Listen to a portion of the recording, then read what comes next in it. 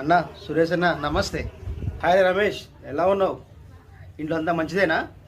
అంతా బాగే అన్న. ఏంట్రా ఫేస్లో తడ కొడుతుంది? ఈరోజు కూడా రా మనిషివేనారా నువ్వు? అయినా గాంధీ జయంతి నీ ఎక్కడ దొరికింది ఇవన్నీ? అన్న నువ్వు ఆడున్నవే. ఇది మన దేశం.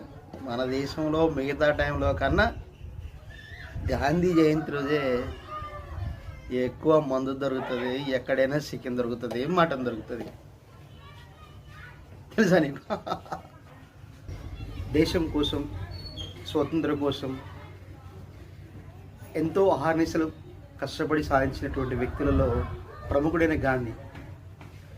ఆ గాంధీ జయంతి కూడా ఆయన ఆశయాలకు విలువ ఇవ్వకపోతే మనం మన సుందర సమరయోధులకి ఎలా కృతజ్ఞత చెప్పేది?